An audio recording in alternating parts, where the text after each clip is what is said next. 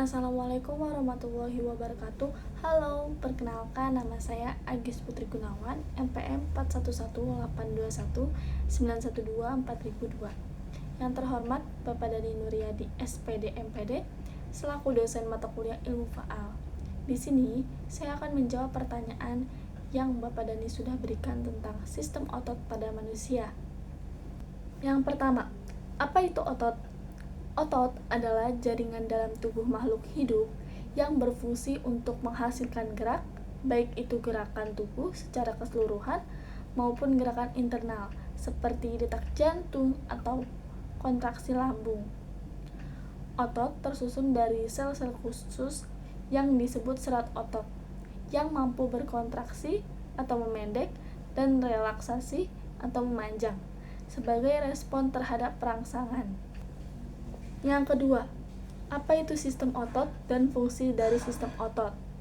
Jadi, sistem otot adalah sistem dalam tubuh manusia dan hewan yang terdiri dari seluruh otot yang bekerja sama dengan sistem rangka dan sistem saraf untuk memungkinkan pergerakan tubuh, menjaga postur, serta menjalankan berbagai fungsi vital internal. Pengertian dari sistem otot: sistem otot adalah melibatkan koordinasi antara otot, tendon, atau jaringan yang menghubungkan otot ke tulang, serta sistem saraf yang mengirimkan sinyal untuk mengontrol kontraksi otot. Sistem ini bekerja erat dengan sistem rangka dalam bentuk sistem muskuloskeletal. Apa sih fungsi sistem otot? Yang pertama itu menghasilkan gerakan. Yang kedua, otot bekerja dengan menarik tulang untuk menggerakkan tubuh seperti berjalan, berlari, mengangkat benda, atau menulis. Yang ketiga itu adalah menjaga postur tubuh. Yang keempat, otot rangka secara terus-menerus melakukan kontraksi ringan untuk menjaga posisi tubuh saat berdiri atau duduk. Yang kelima, mendukung stabilitas sendi. Yang keenam, otot dan tendon membantu menjaga sendi tetap stabil dan tidak mudah mengalami dislokasi. Yang ketujuh, menghasilkan panas tubuh. Yang kedelapan, selama kontraksi otot, energi kimia diubah menjadi energi yang panas, membantu menjaga suhu tubuh. Contohnya menggigil saat kedinginan. Yang kedelapan membantu fungsi vital. Yang kesembilan, otot polos mengatur gerakan internal seperti pencernaan, sirkulasi darah, dan pernafasan. Yang terakhir, otot jantung memompa darah ke seluruh tubuh. Yang ketiga, otot secara fisiologi. Otot adalah jaringan yang dapat berkontraksi dan relaksasi untuk menghasilkan gerakan. Fisiologi otot menjelaskan cara kerja otot, mekanisme kontraksi, serta sumber energi yang dibutuhkan otot. Struktur otot.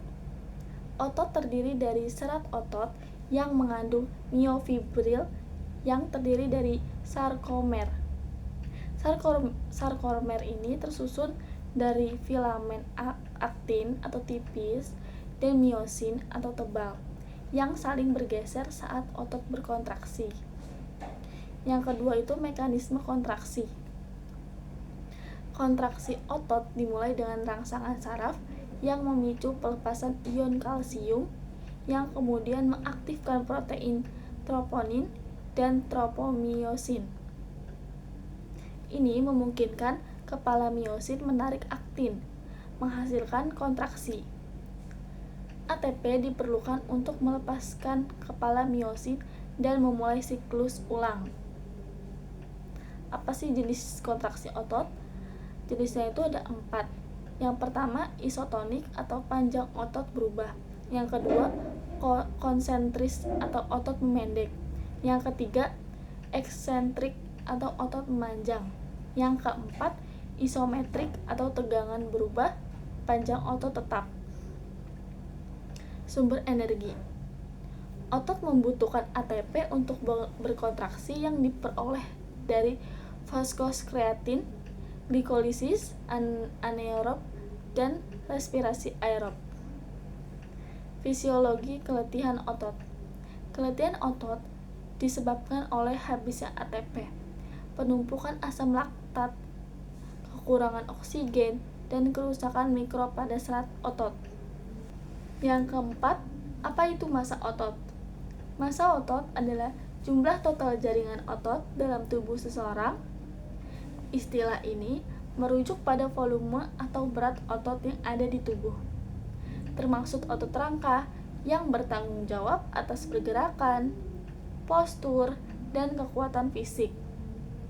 Massa otot biasanya diukur dalam kilogram atau kg atau sebagai persentase dari total berat badan. Komponen massa otot. Yang pertama itu otot rangka. Otot ini adalah jenis massa otot yang paling sering dibicarakan. Terlibat langsung dalam aktivitas fisik dan olahraga. Bisa ditingkatkan melalui latihan beban dan konsumsi nutrisi yang cukup, yaitu protein dan lainnya. Otot polos dan jantung. Meski juga bagian dari total massa otot, keduanya tidak mengalami peningkatan yang signifikan karena olahraga. Otot polos melapisi organ dalam dan otot jantung hanya ada di jantung. Yang kelima, kenapa dikatakan massa otot? Yang pertama itu massa. Massa sama aja jumlah. Dalam ilmu fisika dan biologi, massa adalah ukuran berapa banyak materi yang dimiliki suatu benda. Jadi, massa otot berarti jumlah total materi yang membentuk jaringan otot. Biasanya diukur dalam berat atau kilo atau gram. Yang kedua, otot. Otot adalah jaringan fisik. Otot tersusun dari sel otot atau serat otot, protein seperti aktin dan miosin, air, dan glikogen. Karena otot memiliki struktur dan bobot fisik, maka dapat dihitung massanya. Yang ketiga, dapat diukur dan dimodifikasi. Massa otot bisa bertambah atau berkurang tergantung pada gaya hidup, seperti olahraga, pola makan, istirahat, dan hormonnya. Karena bisa berubah dan dapat diukur, istilah massa digunakan untuk menggambarkan volume otot dalam satuan fisik. Yang keenam, otot membutuhkan oksigen. Iya benar, otot membutuhkan oksigen, terutama saat melakukan aktivitas fisik. Oksigen sangat penting untuk menghasilkan energi atau ATP yang dibutuhkan otot agar bisa berkontraksi dan bekerja dengan baik. Kenapa sih butuh oksigen? Yang pertama, untuk respirasi seluler atau aerob. Di dalam sel otot, oksigen digunakan dalam proses respirasi aerob untuk mengubah glukosa atau gula menjadi ATP atau energi. Proses ini terjadi di mitokondria yang disebut juga sebagai pembangkit energi sel. Reaksi sederhananya, glukosa plus oksigen sama aja karbodioksida plus air plus ATP. Yang kedua, ATP. ATP ini adalah energi untuk kontraksi. ATP adalah bahan bakar utama bagi otot untuk berkontraksi. Tanpa oksigen, produksi ATP jadi jauh lebih sedikit dan tidak efisien. Yang ketujuh, jelaskan secara detail mekanisme cara kerja otot. Apa aja sih mekanisme cara kerja otot? Yang pertama, rangsangan dari sistem saraf. Proses ini dimulai saat otak atau sumsum tulang belakang mengirimkan impuls listrik melalui neuron motorik menuju otot. Di ujung neuron, impuls ini menyebabkan pelepasan neurotransmitter asetilkolin atau ACH ke celah sinaptik atau ruang antar saraf dan otot. ACH ini menempel pada reseptor di membran sel otot atau sarkolema dan memicu impuls listrik di dalam sel otot. Yang kedua, pelepasan ion kalsium atau Ca2+. Impuls listrik ini menjalar ke dalam serat otot melalui tubulus T transverse tubulus. Impuls tersebut merangsang retikulum sarkoplasma atau organela di sel otot untuk melepas ion kalsium ke dalam sarkoplasma. Yang ketiga, ikatan kalsium dan aktivitas sarkomel. Ion kalsium menempel pada troponin protein pada filamen aktin. Ini menyebabkan tropomiosin atau protein penghalang bergeser, membuka situs aktif di aktin. Yang keempat, pembentukan jembatan silang atau cross bridge. Itu kepala miosin, bagian dari filamen tebal, menempel pada situs aktif aktin, membentuk jembatan silang. Proses ini membutuhkan energi dari ATP. Yang kelima, geseran filamen dan kontraksi. Jadi, setelah jembatan silang terbentuk, kepala miosin menekuk, menarik filamen aktin ke arah tengah sarkomer. Ini menyebabkan pemendekan sarkomer dan otot pun berkontraksi. Yang keenam, pelepasan dan pengulangan. ATP baru dibutuhkan untuk melepaskan kepala miosin dari aktin. Jika rangsangan masih ada dan kalsium tetap bersedia, siklus ini terus berulang, memperkuat kontraksi.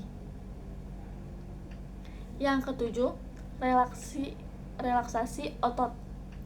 Jika rangsangan saraf berhenti, asetilkolin dinonaktifkan oleh enzim asetikolinesterase. Kalsium dipompa kembali ke retikulum sarkoplasma. Tropomiosin kembali menutup situs aktif aktin. Miosin tidak bisa lagi menempel, sehingga otot relaksasi kembali ke posisi semula. Yang ke-8, jelaskan proses oksigen disalurkan ke otot. Yang pertama, masuknya oksigen. Oksigen masuk ke paru-paru melalui hidung atau mulut dan menuju alveolus. Yang kedua, pertukaran gas. Oksigen berdifusi ke kapiler darah, sedangkan karbon dioksida dibuang ke alveolus. Yang ketiga, pengikatan oleh hemoglobin. Oksigen diikat oleh hemoglobin dalam sel darah merah. Yang keempat, transportasi darah. Darah kaya oksigen dipompa ke seluruh tubuh termasuk otot. Yang kelima, pelepasan oksigen. Oksigen dilepaskan ke jaringan otot dan masuk ke sel otot. Yang keenam, penggunaan mitokondria. Penggunaan mitokondria. Oksigen digunakan untuk respirasi aerob menghasilkan energi ATP. Yang ketujuh, pembuangan karbon dioksida. Karbon dioksida dari otot dibawa kembali ke. Yang kesembilan, jelaskan kontraksi otot. Proses kontraksi otot terangkas secara urut. Yang pertama adalah rangsangan saraf. Impuls listrik dari otak dikirim ke otot melalui neuron motorik. Yang kedua, pelepasan asetikolin atau ACH di sinaps atau neuron muscular junction. Neuron melepaskan ACH ke celah sinaptik. Yang ketiga, pembangkitan potensial aksi di otot. ACH mengikat reseptor di membran otot, memicu potensial aksi di serat otot. Yang keempat, pelepasan ion kalsium atau Ca2+. Potensial aksi masuk ke tubulus T. merangsang retikulum sarkoplasma melepas Ca2+. Yang kelima, kalsium mengaktifkan aktin. Ca2+ berikatan dengan troponin, menyebabkan tropomiosin bergeser dan membuka situs ikat aktin. Yang keenam, pembentukan cross bridge. Kepala miosin yang aktif menempel pada aktin, membentuk jembatan silang. Yang ketujuh, power stroke. Kepala miosin menarik aktin ke tengah sarkomer. Otot memendek atau kontraksi. Yang kedelapan, pelepasan dan pengisian ulang miosin. ATP diperlukan untuk melepaskan kepala miosin dari aktin dan mengaktifkannya kembali. Yang kesembilan, relaksasi otot. Bila rangsangan berhenti, Ca2+ kembali ke retikulum sarkoplasma. Tropomiosin menutup aktin, otot berelaksasi. Yang ke-10, jelaskan proses melepas asam laktat yang menumpuk dalam tubuh. Asam laktat yang diproses di otot akan berdifusi ke dalam darah dan dibawa ke organ seperti hati, jantung, dan ginjal. Di hati, asam laktat diubah menjadi glukosa melalui siklus Cori dan dapat digunakan kembali oleh otot.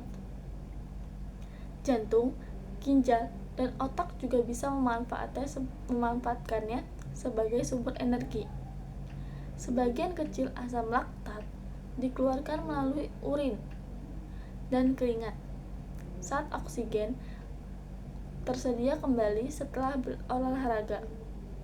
Sisa asam laktat diubah menjadi energi, sehingga pendinginan dan aktivitas ringan membantu mempercepat proses ini. Yang ke-11, latihan eksplosif otot secara fisiologi. Jadi, latihan otot eksplosif otot secara fisiologi adalah latihan dengan kontraksi cepat, kuat, dan tiba-tiba untuk meningkatkan daya ledak atau power. Latihan ini terutama melibatkan serat otot tipe 2 dan menggunakan energi anaerob. Proses fisiologinya, aktivasi serat tipe 2 digunakan untuk kontraksi cepat, kuat tipe 2A dan 2B. Teraktivasi dominan saat melakukan latihan eksplosif seperti sprint atau lompat. Respons sistem saraf. Sistem saraf mengaktifkan banyak motor unit dengan sangat cepat. Hasilnya, otot berkontraksi dengan cepat dan kuat. Kontraksi otot cepat. Ion kalsium dilepaskan, memicu kerja aktin dan miosin, menghasilkan gerakan eksplosif.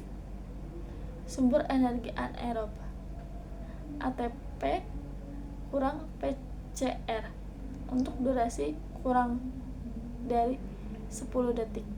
Glikolisis anaerob untuk durasi hingga 30-60 detik. Energi disediakan cepat tanpa oksigen. Adaptasi tubuh. Serat tipe 2 membesar atau hipertrofi. Kontraksi lebih cepat dan kuat.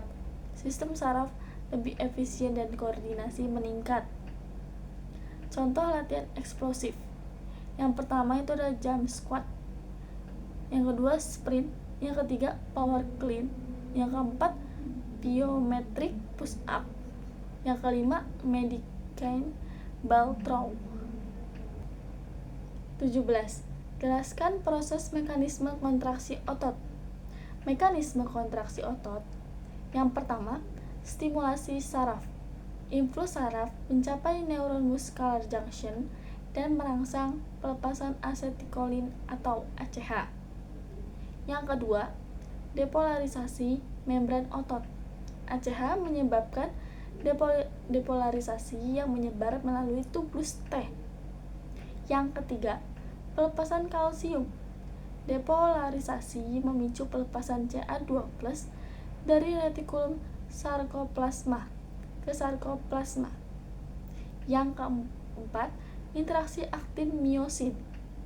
Ca2+ berikatan dengan troponin menggeser tropomiosin dan membuka situs pengikatan aktin. Yang kelima, sliding filament.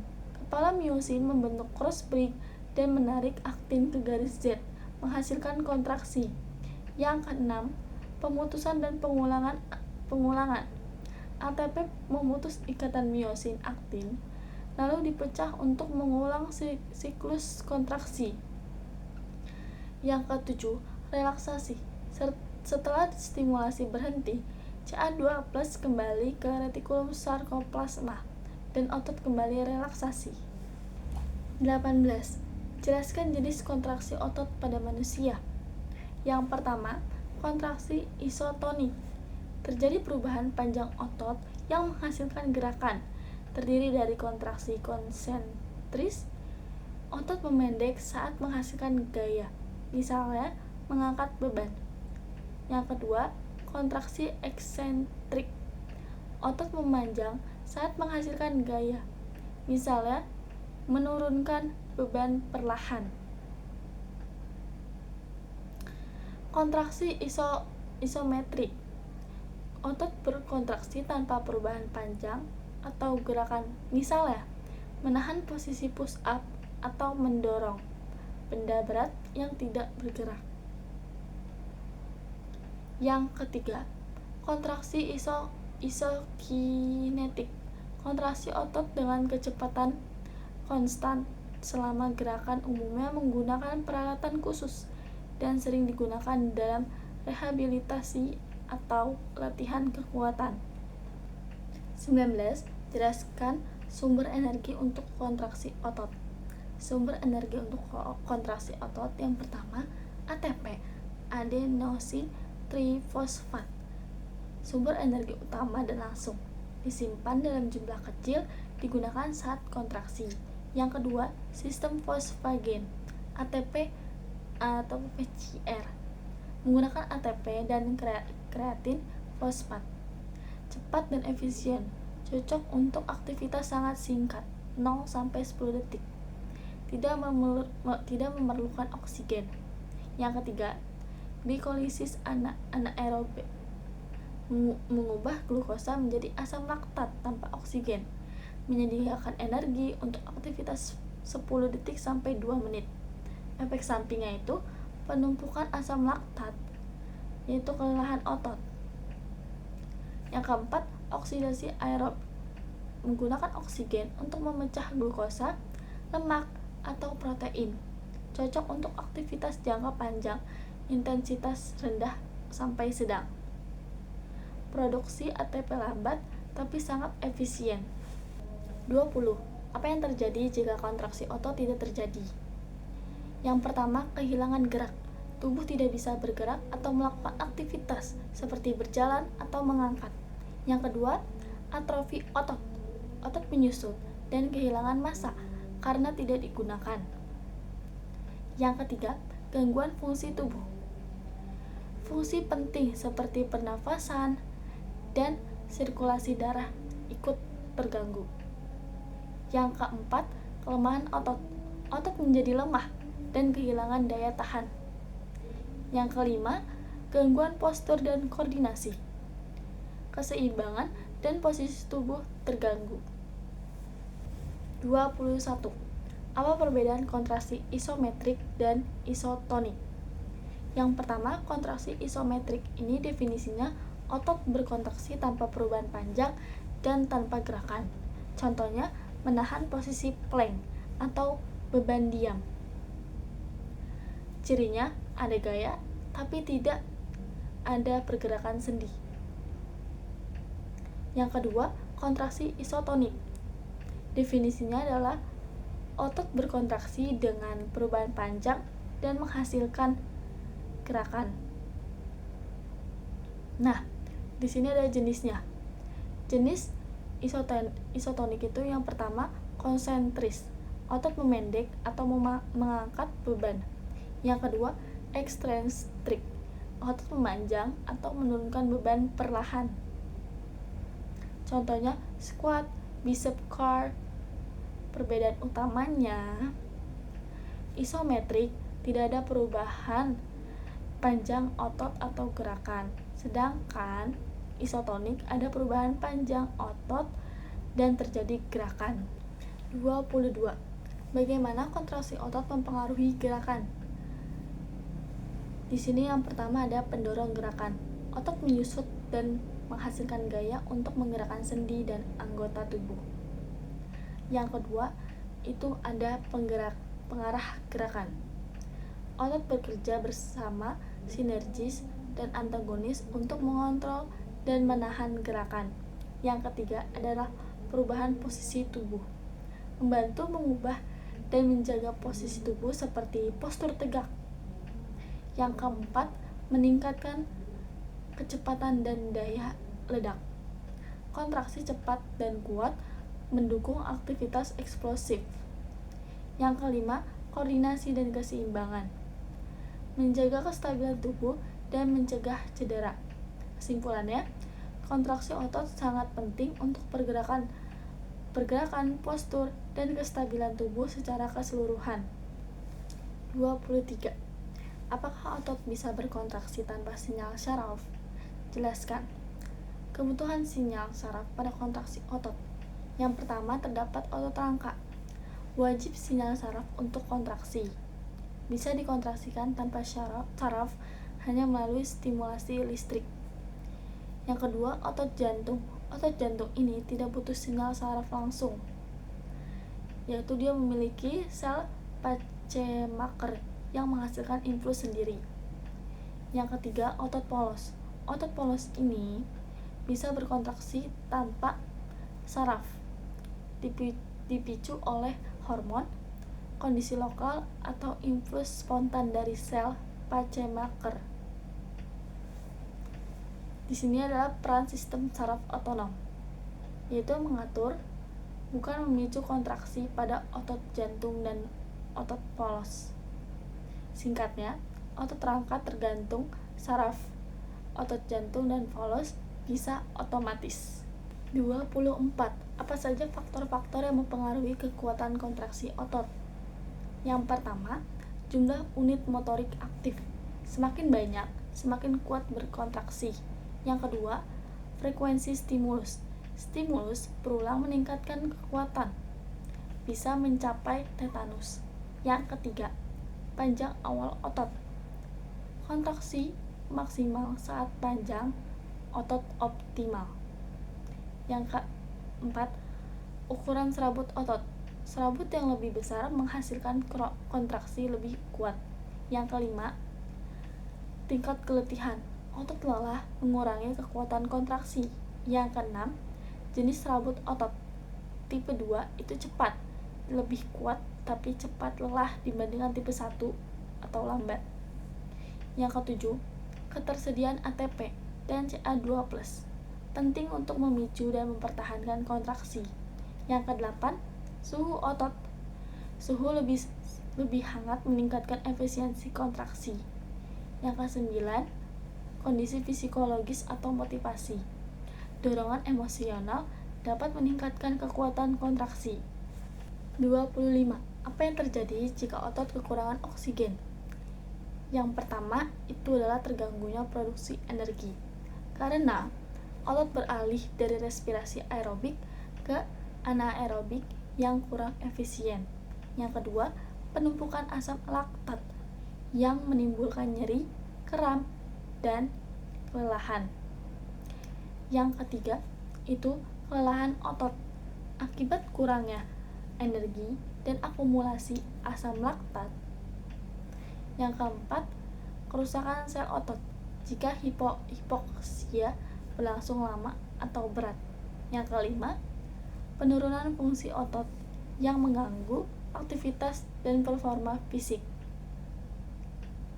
Gejala yang muncul meliputi nyeri, kram, kelemahan otot, sesak nafas, serta peningkatan denyut jantung dan nafas. 26. Bagaimana oksigen dilepas dari darah ke otot? Yang pertama, darah membawa oksigen dari paru-paru menggunakan hemoglobin dalam sel darah merah.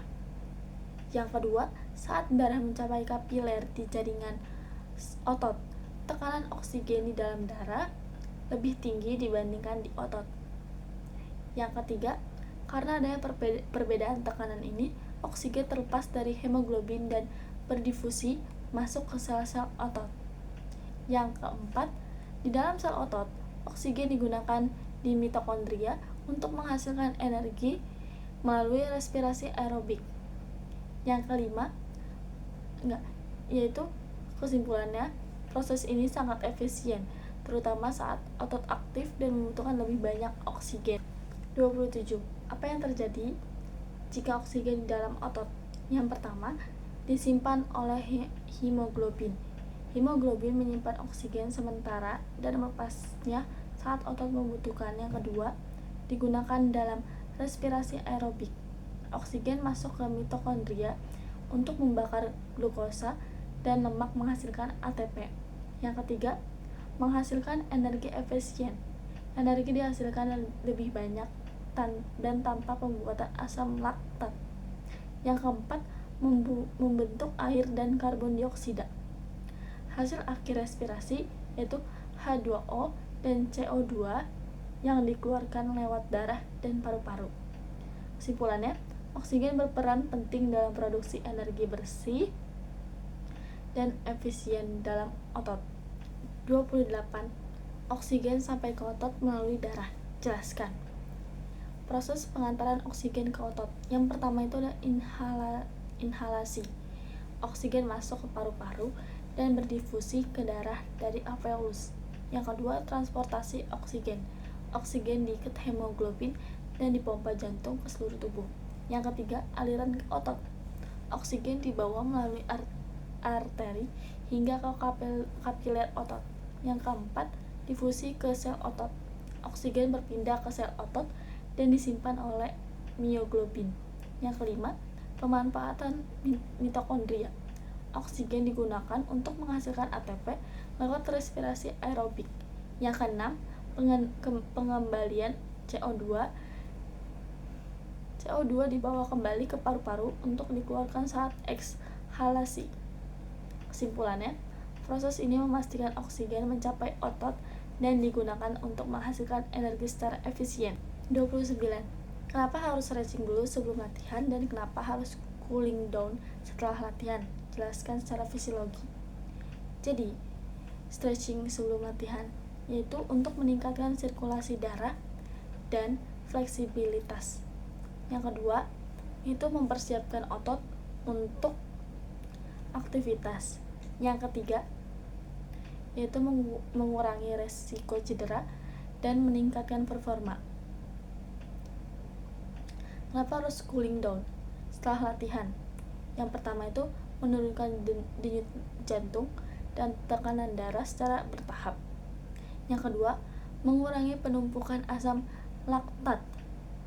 Yang ketiga, itu mempercepat pemulihan otot.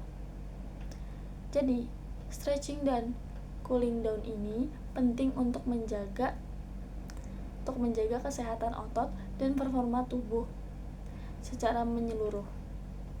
31. Kenapa otot perlu dilatih? Jelaskan secara fisiologi dan fisiologi olahraga. Latihan otot meningkatkan kekuatan, daya tahan, fleksibilitas, dan efisiensi otot melalui hipertrofi, peningkatan glikogen, dan sirkulasi darah. Secara fisiologis, latihan membantu adaptasi tubuh terhadap beban, meningkatkan mitokondria, koordinasi, serta menurunkan resiko cedera, dan mendukung kebugaran secara keseluruhan.